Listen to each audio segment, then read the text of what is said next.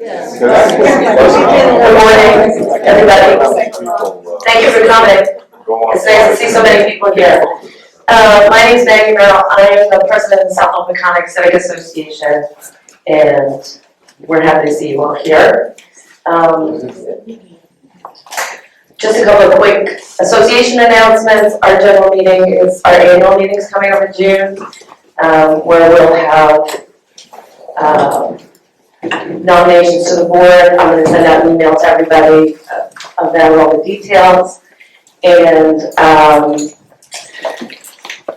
hopefully some of you made it to our zoning forum that we had last month. And we are taking a close look at Southold and Peconic's zoning. So if you are interested in that, come see me or one of our other board members after the program. And now, Alvin, are you gonna? I was going to say something about elections. Oh, okay.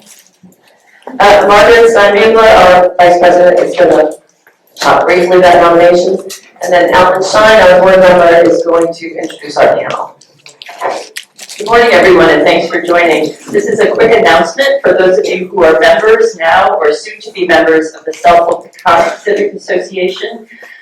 We will have elections for board members at our meeting in June. And we have 4 board seats open. About a month before that June meeting, we will notify you by email that you can nominate people to run for the board seats. In order to nominate someone, you need to be a member in good standing, and in order for someone to run for a board seat, they need to be a member in good standing. So stay tuned for information about that. The elections are coming, and if you're a member, we hope you will participate. Thank you. And Alvin?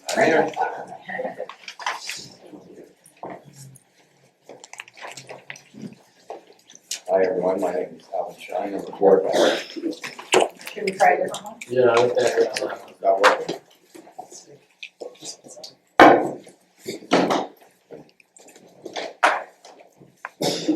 Hi everyone, my name is Alvin Shine, I'm a board member of the Civic here. And we have a great program for you today about accessory dwelling units, or ADUs as they're called. Now I'm just going to call it ADUs, because that's what everybody knows about.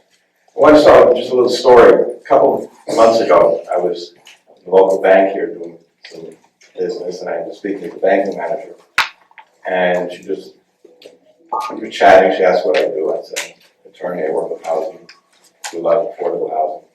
And then she went on and was telling me that she has an adult son living at home in Southold. He has a job here, and he can't find anywhere to live. He's living with his parents, and he really, really wants to find an apartment, something. And I said, do you know about accessory dwelling units or something like that? So that's exactly what he's looking for. There's nothing available. And he's getting frustrated. He's looking to move to South Carolina. You get similar salary. Housing is a lot more affordable, more available, and that's probably what he's going to do. And this is, I think, what we're facing in the future of Southold here. If we don't provide more housing, especially for young people, you're going to lose them. And that will permanently change the character of the neighborhood. We're all concerned about preserving the character of the North Fork, but you can't preserve the character if you don't have housing. And I think that's something that we're here to talk about. We have a very distinguished panel here, super panel, all superstars here.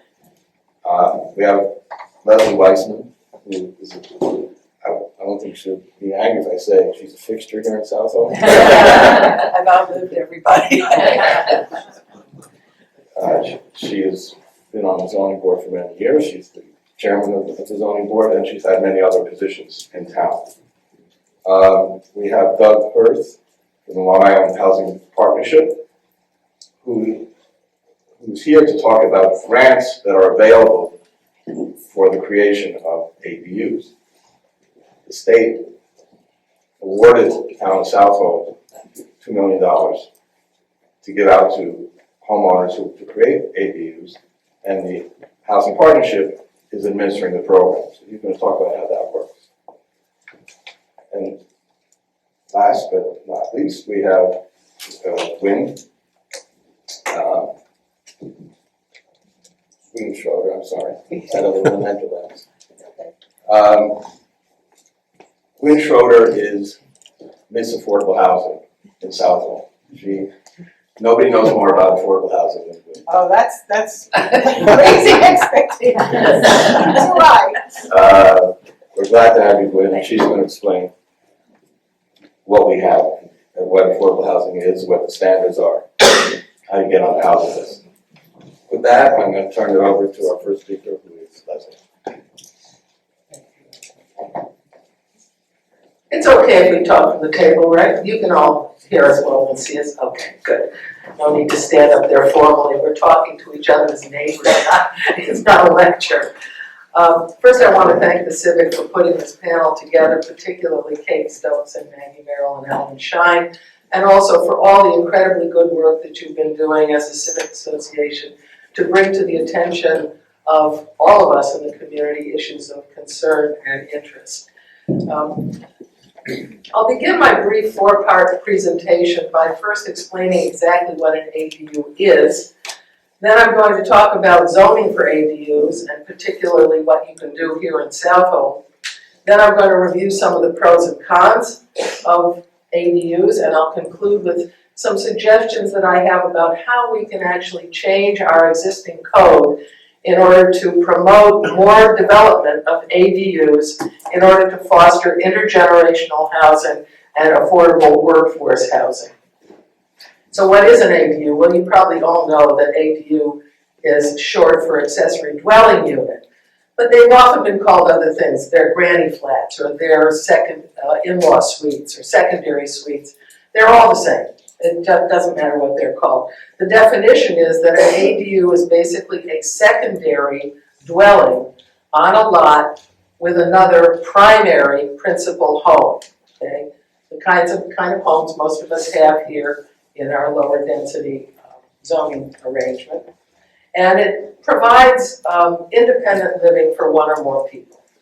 And in our zoning code, an accessory, this is an accessory unit, is defined as something that's incidental and subordinate to a principal use. So on your property, if you have a house, your swimming pool, if you have one, is an accessory to your principal home. So is your detached garage and your shed.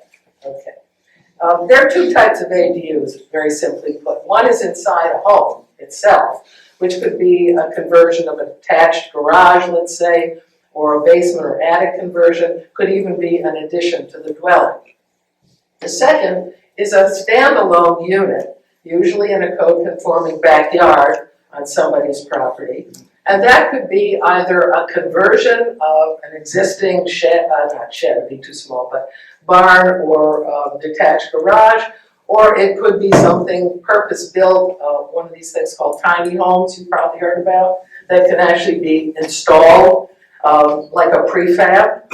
But they're, in addition, typically an ADU is going to be a lot smaller than what the primary home is. It's not going to have any different address than the primary home. You can't sell it separately from the principal dwelling. It's going to have its own kitchen, living and sleeping space or bedroom. It'll have its own bathroom and its own private entrance. And usually it's going to share the utilities of the primary dwelling, be hooked up to your home's water, sewer, and electric lines.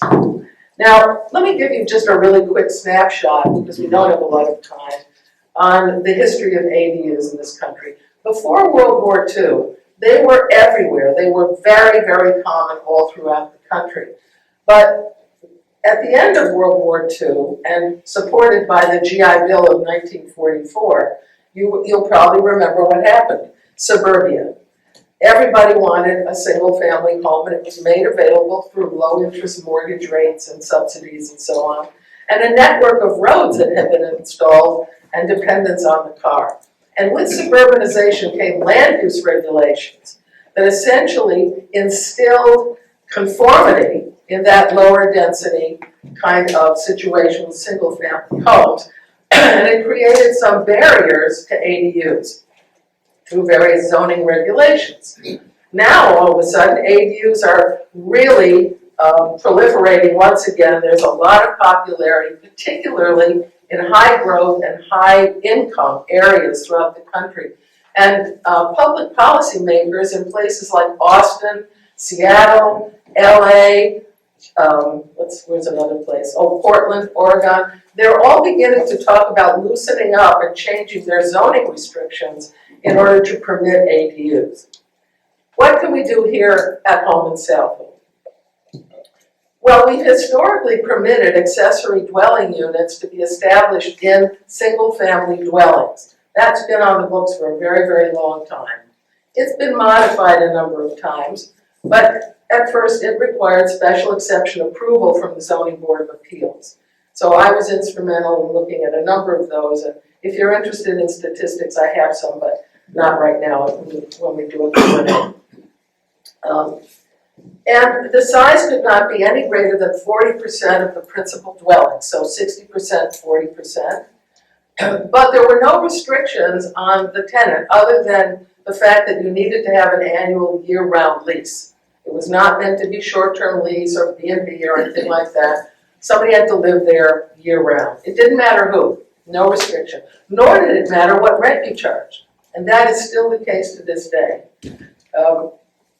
But in 2010, that code was changed for two reasons. First of all, it was changed in order to allow those kind of apartments in homes as of right, with no zoning board approval, just health department and a building permit. You still had to lease it full-time year-round. The size was now permitted to be up to 25% of the principal dwelling, and you could actually expand your house's foundation by up to 25% if you wanted to add an addition.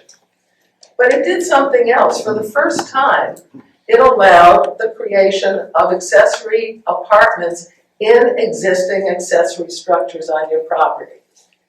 So you were then allowed by special exception approval from the ZBA to apply to put an apartment in your barn, in the backyard, let's say, or in your detached garage. And that was a very important addition, and I'll tell you why it happened. Because town board and zoning board basically said, wait a minute, why don't we try and leverage more dwelling units out of what's already there? You know, let's utilize some existing accessory structures and not have to continuously build more things or build on open space.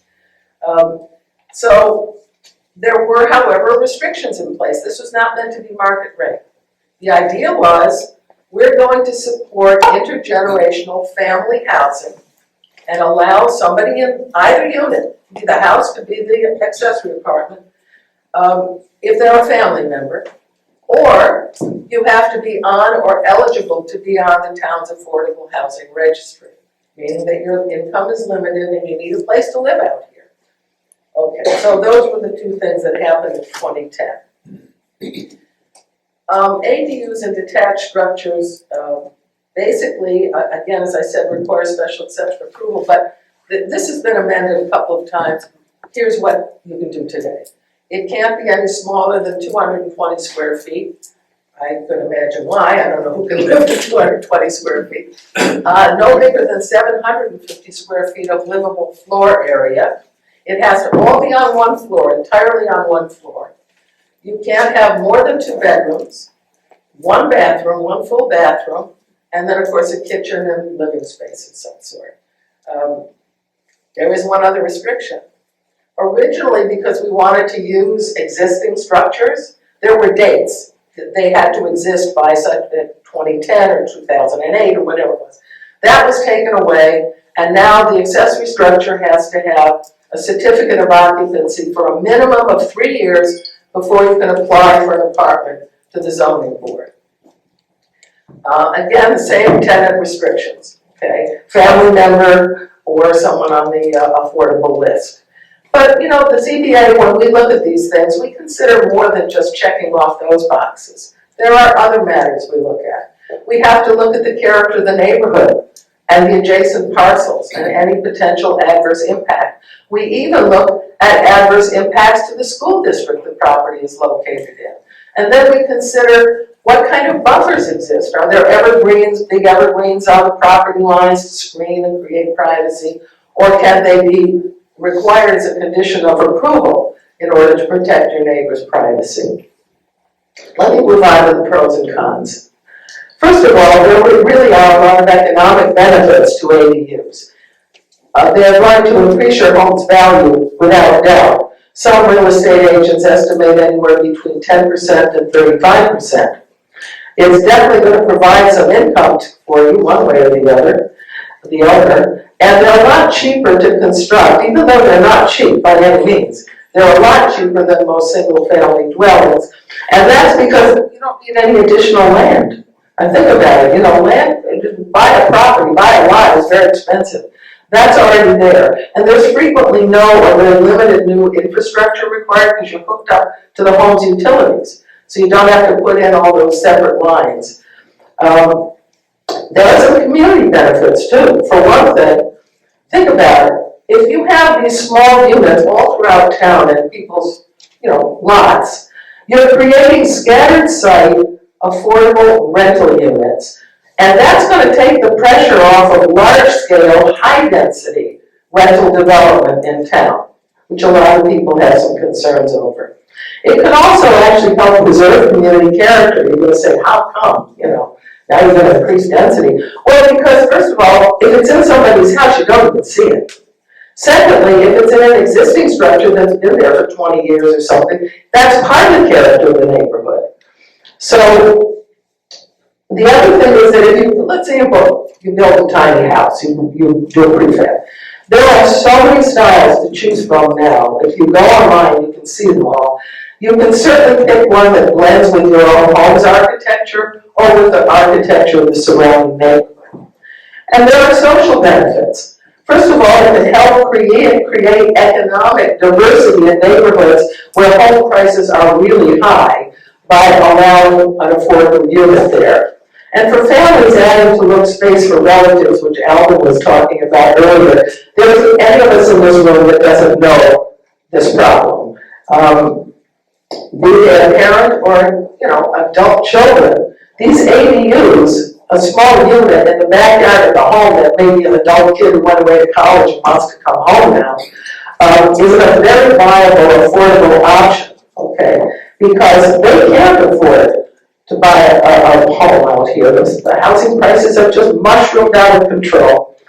So that allows independent living between the generations, but keeping each other close for mutual support. And let's say that adult child is single, they meet somebody, they get married, they have a kid. There's no reason why they can't move into the larger two-story house and the aging mom and or dad into the smaller unit. So it could work very well. It also happens to support one of the goals of the town's recently adopted community housing plan, which wants to foster intergenerational housing and diverse housing solutions. Now, what are some of the downsides? Well, you know it's going to increase your property taxes, that's for sure. But, as Alvin was saying, recently there has been legislation passed by New York State, which is possibly a big game changer for all of us, because they recognize that this is property tax increase is a big deterrent to people when it comes to putting in these ADUs, and they support ADUs. So they have now created a program where they will allow municipalities to exempt up to $200,000 in assessed additional valuation on a person's property because they've created an ADU. That's a big, big change.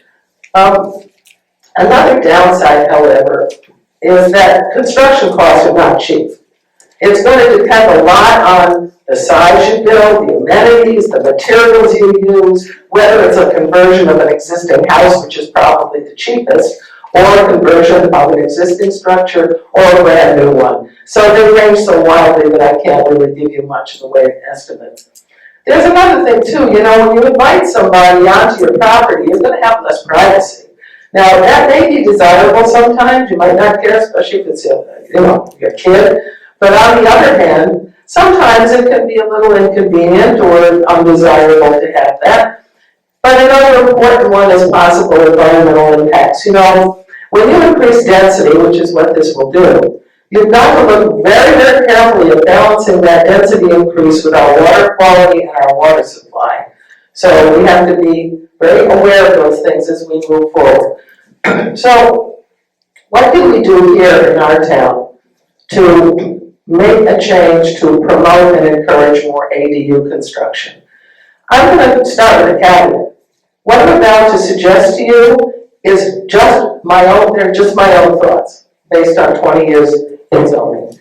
And they haven't been vetted by the town attorney, the town board, the code committee, zoning, planning, building department, or any of those other entities that would have to happen before draft code goes to the town board or winds up before all of you for a public hearing. But I'm going to do it anyway. Okay, so here goes.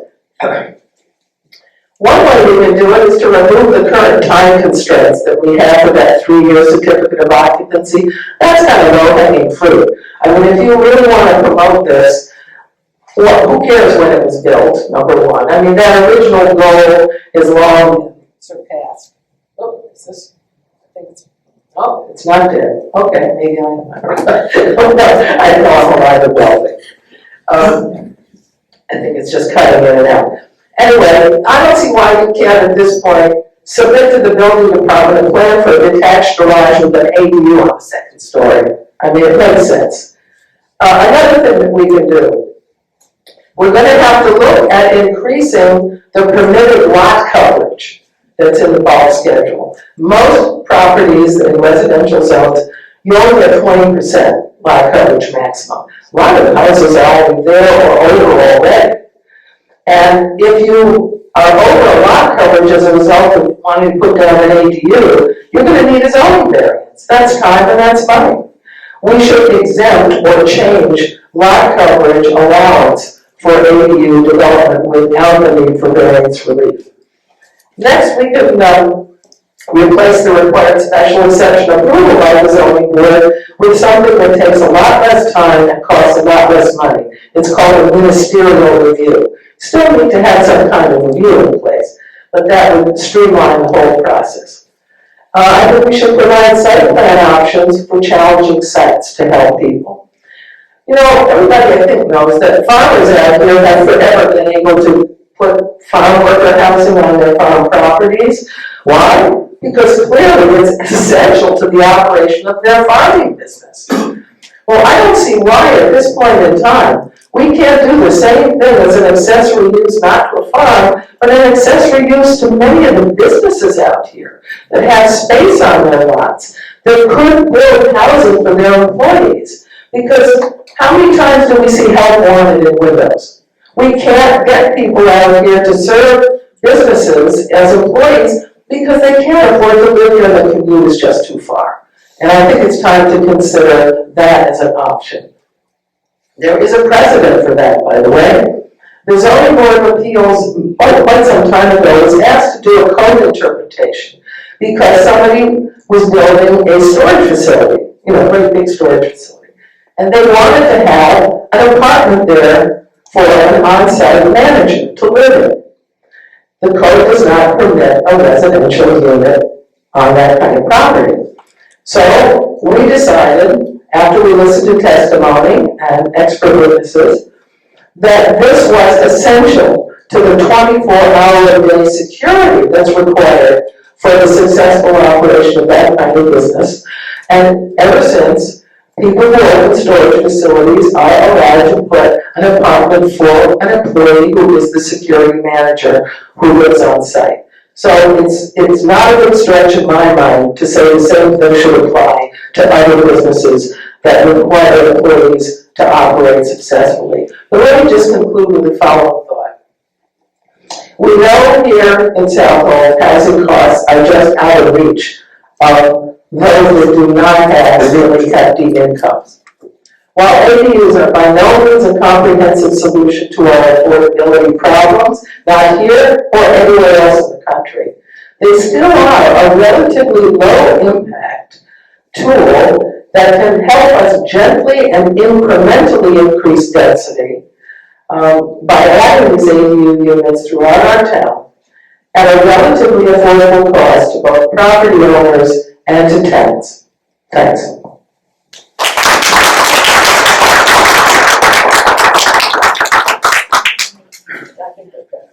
Good morning, everybody. That's gonna be a tough act to follow. So I'm gonna go first, but I want to thank the Civic Association for having me today. My name is Doug Hirst. I'm from the Long Island Housing Partnership. The Housing Partnership is an affordable housing corporation that has been operating for 35 years in Nassau and Suffolk County and doing various different programs over those years for affordable housing. I'll just let you guys know there's a lot of other programs out there that we can do. If you go to our website, which is lihp.org, you can follow up on any other, any myriad of programs that could help you or friends or anyone else. So today I'm here to talk about our Plus One ADU program. What the program is it's a grant that is funded by New York State of up to $125,000 to help income eligible families construct or repair an ADU.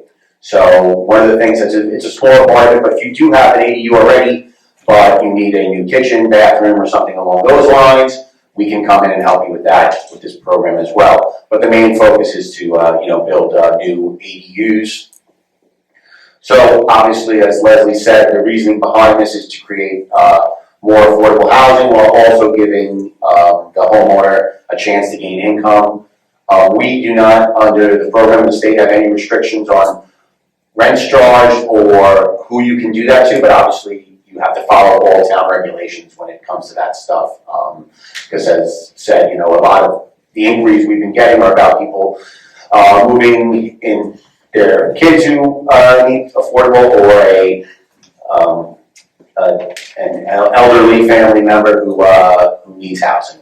So with that being said, the first thing I'm going to kind of talk about is just the eligibility part of it. So the main eligibility criteria is income, and it's based on the size of the household. So, for example, and I do have a chart if anyone has any questions later about their size, but for a family of four, you have to have a gross income total of under $156,000. That's the main eligibility criteria. There are others. You have to be up to date on your taxes, no outstanding liens or anything on the home. But the main thing that people are going to find is the income eligibility. So if you're under that, and it's going to change because it's HUD guidelines from New York State, and that's going to change on June 15th. There'll be an increase of a little bit. So the 156, we're estimating will go around 160 or so. That's been the normal the last few years, rise with that. So then you're interested, you're eligible, how do you apply? What you're going to do is go to our website. The application process is totally online, and you'll fill out the application. We'll review it, and then we'll, determine if you're eligible or not. Just to give you a couple of numbers, we've had 17 applicants from Southold so far. We've deemed 4 people eligible so far, and 4 not. So the other ones are still in review as of now. Just continuing on that. After you apply, we'll review it and stuff. Once you're deemed eligible, we're going to send you a contract, which is just a brief agreement between you and the housing partnership that you're going to agree to the terms of the grant and the terms of the program. At that point, we're going to supply you with a contractor list. That's just to aid you guys. If you're looking to build, you don't have to use that contractor. If you want to use your own contractor, totally fine. They just have to be licensed and insured, and there's a reference, supply a few references. So that's on you guys. So after you get your contract and stuff, then you'll go through the, obviously, permitting process and all that stuff. Now, the good part about the program, we don't do any oversight on this. After you have your contractor, you'll sign an agreement with him, and we're going to pay the contractor directly. And we're going to pay the contractor directly at 50%, and then when the project's completed. So one of the questions we get a lot, and I'll address it, so is $125,000 is a lot of money, but it might not cover the cost and probably won't of the project you're looking to do. So there's going to have to be some wherewithal by you financially to cover the difference. And that'll be a separate agreement between you and the contractor for that amount and however they want to work their structure and however they do that. Then at the end of the project, we'll come in, we'll make sure it's, everything's good, and then we'll finish paying the contractor. At that point, you're gonna, everyone's at $125,000, obviously there's gotta be some cash. With this program, the only requirements for you, for the grant is that you keep it as a accessory apartment for 10 years, and that's pretty much it. So what will happen is, over the 10-year period, the grant will go down 10% every year that you keep it as an accessory apartment. So let's say in 5 years, the situation changed, you had to sell the house. There's two options. You could sell it to someone who is also at that time income eligible under HUD guidelines, and then they could assume that part of the whatever's left on the grant, or you can pay the grant back, and it'll go down 10% a year. So if you borrowed $100,000, you sold the property in 5 years, when you go to your closing, they're gonna say you owe $50,000 to New York State for the grant, and that's pretty much how it works. Other than that, we're pretty much, we're doing this project in conjunction with the town, so we defer to them on any questions as far as, and I think Leslie did a great job of telling me, I actually know a lot more now. I can answer questions better when I get them about size and what you can do and can't do. And just one other thing, we are doing this program in Brookhaven and Huntington, and we're going to be launching in Islip this summer. So if you know anyone, family members in any of those towns that might be interested, please let them know about it. And thank you so much for having me today. Thanks. I'm going to stand just because I said too much, but my name is Gwynn Schroeder, and I just have started working with the town back in February. Before I start, I want to thank the Civic for having us. And I just want to recognize two people that have been involved in housing in Southold for a long time. It's a councilwoman, Ann Smith, who before she was elected last November was on the Housing Commission, and Asha Gallagher, who is the director of the, she's really the one-man show in Greenport of the Greenport Housing Authority. So I'm excited about this ADU program because materials are expensive, and I just want to mention that there are guidelines for the program, and then if anybody else, I have my card. If anybody wants to talk to me about it, we can give you the guidelines. It gives more information about how it all works. And we also have this wonderful thing that Mara and our planning department put together. It's called ADU 101. I have about 20 copies, but if anybody else wants a copy, I can surely, if you take my card, I'll email it to you or call me and I'll get you a copy. So, there's a lot of, when we talk about how the town functions and what our role is in creating affordable housing, there are a lot of departments that are involved in the ADU program. Right now, it's the ZBA, the building department, the health department, the Suffolk County Health Department.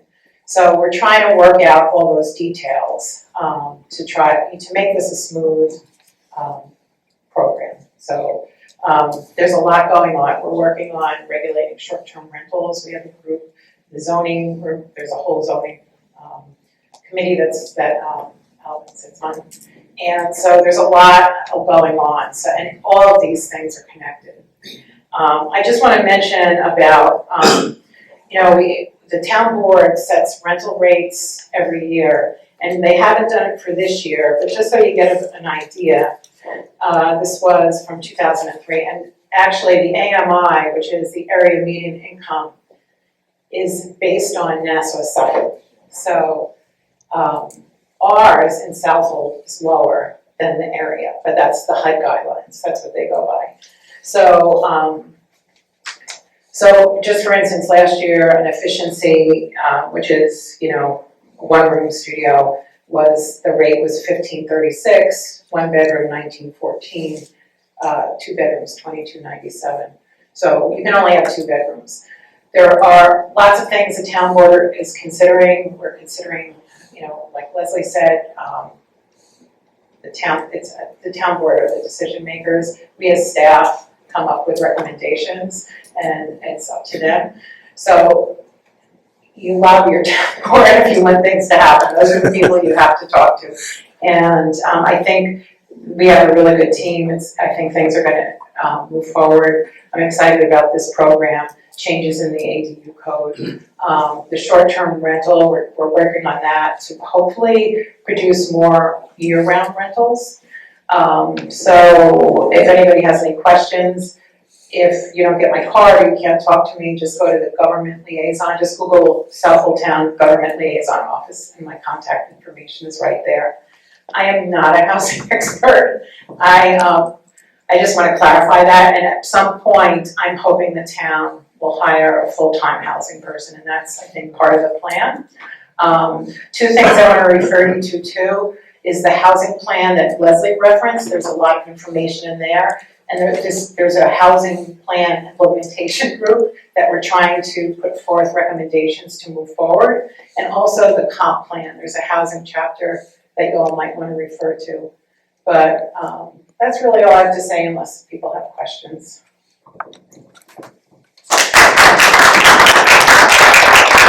What's really obvious is there are a lot of really knowledgeable people in town that are more than happy to help you figure it out. So, yes, call the ZBA, call Leslie. I won't give out your number. This is your work number. They all know where I'm. Call Gwynn, email Gwynn, her email's on the town website. I know the town website is a little hard to navigate, but It's better to just Google town liaison. yeah. And if you have difficulty that way, then contact us. Look on our website, you can email us, you can ask us questions, we'll try and find the answers for you or point you in the right direction. For Greenport, talk to Asha and talk to Kevin. You'll probably bump into him on his bike, grabbing coffee. And I'm surprised he wasn't here today, he probably has 12 other things he has to do. But usually when we have housing programs, he's the first one in the door. So it's very top of mind for him. So thank you all for coming, and if you're interested in programs like this, please give us your email and we'll keep you posted. And if you have any questions, don't hesitate to talk to any of us after the program.